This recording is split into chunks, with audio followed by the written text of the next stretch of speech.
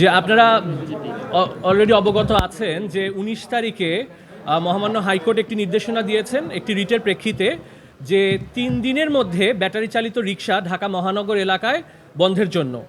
এর প্রেক্ষিতে আজকে সরকার পক্ষ তারা চেম্বার বিচারপতির কোর্টে আপিল আবেদন করেন।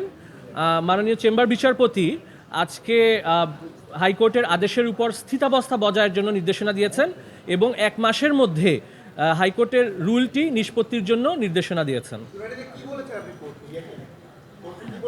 আদালতে যারা প্যাডেল চালিত রিক্সা মালিক ঐক্য সংগঠন তাদের পক্ষে সাবমিশন ছিল যে যারা ব্যাটারি চালিত রিক্সা চালাচ্ছে বিগত 3 মাস ধরে আমরা দেখছি যে ঢাকার সড়কগুলোতে যত্রতত্র রিক্সা চলছে, এই রিক্সাগুলোর কোনো নিবন্ধন নেই, এই রিক্সাগুলোর কোনো ফিটনেস পরীক্ষা করা হয়নি এবং এই রিক্সার যারা চালক রয়েছেন তাদের কোনো লাইসেন্স নেওয়া হয়নি।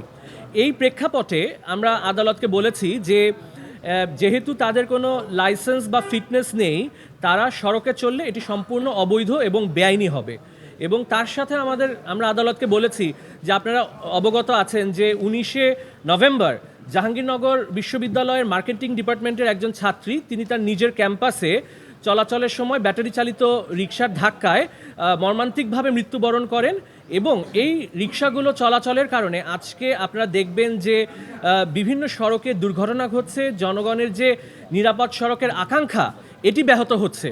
কারণ এই যে আমরা আজকে যে আমরা নিরাপদ সড়ক চাই, এই নিরাপদ সড়কের দাবিতে আপনারা দেখেছেন ঢাকাতে পুরো বাংলাদেশে অনেক আন্দোলন হয়েছে এবং এই আন্দোলনগুলোর আজকে ফলশ্রুতিতেই আমাদের আবেদন ছিল যে ঢাকা শহরে অবৈধ কোনো বাহন, যান্ত্রিক বাহন যাতে চলাচল করতে না পারে, এই মর্মে হাইকোর্টের আদেশটা যাতে বহাল রাখা হয়।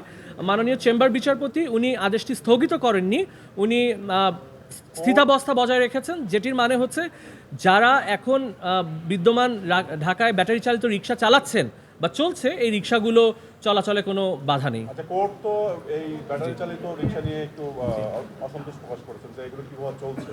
জি, কি বলেছেন কোর্ট? যে এক্ষেত্রে আমাদের মাননীয় অ্যাটর্নি জেনারেল যিনি সরকারের পক্ষে ছিলেন উনি বলেছেন যে এদের যারা ব্যাটারি চালিত রিক্সা চলছে ঢাকা শহরে তাদের লাইভলিহুডের একটা বিষয় চলে আসছে, যে তাদের জীবিকার প্রশ্নটা এখানে চলে আসে। কারণ এখানে আমরা দেখছি যে প্রায় কয়েক লাখ লোক এই ব্যাটারি চালিত রিক্সার এই পেশার সাথে জড়িত। এখন হঠাৎ করে একটি আদেশ হলে এই লোকগুলো তাদের পরিবারকে নিয়ে তারা কিভাবে জীবিকা নির্বাহ করবে, এই একটি কনসার্ন আদালতের ছিল এবং এই কনসার্নটি থেকেই আদালত আজকে স্থিতাবস্থা দিয়েছেন।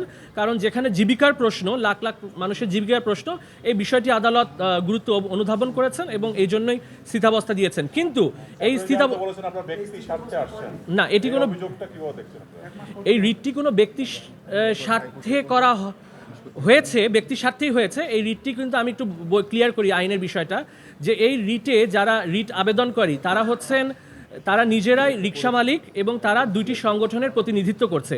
It is a private interest litigation and partially it also concerns with public safety. এখানে জননিরাপত্তার বিষয় রয়েছে। কারণ যারা আজকে প্যাডেল চালিত রিক্সা চালাচ্ছেন তারা কিন্তু এদেশের নাগরিক, তারা কিন্তু আক্রান্ত হচ্ছেন এই ব্যাটারি চালিত রিক্সা দ্বারা, তারা দুর্ঘটনার সম্মুখীন হচ্ছেন সড়কে। কাজেই এটি শুধু প্রাইভেট ইন্টারেস্ট না, এখানে তারা জনস্বার্থেরও একটি বিষয় রয়েছে এখানে। জি, স্থিতাবস্থা বজায় থাকার ফলে আজকে পর্যন্ত যেসব ব্যাটারি চালিত রিক্সা ঢাকা মহানগরীতে চলছে, এই রিক্সাগুলো চলতে কোনো আইনগত কোনো বিধিনিষেধ নেই। কিন্তু আপিল বিভাগের চেম্বার বিচারপতি বলেছেন আমাদের রুলটি 1 মাসের মধ্যে নিষ্পত্তি করে দেওয়ার জন্য। চূড়ান্ত সিদ্ধান্তটি রুল নিষ্পত্তির পরেই হবে যে এই ব্যাটারি চালিত রিক্সা ঢাকা মহাসড়কে চলবে কি চলবে না। তাছাড়া মাননীয় অ্যাটর্নি জেনারেল আজকে আশ্বস্ত করেছেন যে উনি আগামী 1 মাসের মধ্যে এই ব্যাটারি চালিত রিক্সার বিষয়ে একটি নীতিমালা বা একটা ফ্রেমওয়ার্ক, লিগ্যাল ফ্রেমওয়ার্ক করা যায় কিনা এটা সরকারের সাথে আলোচনা করে দেখবেন এবং তারা যদি আইনের মধ্যে থেকে এই ব্যাটারি চালিত রিক্সা চলে আমাদের সেখানে কোনো আপত্তি থাকবে না। ধন্যবাদ।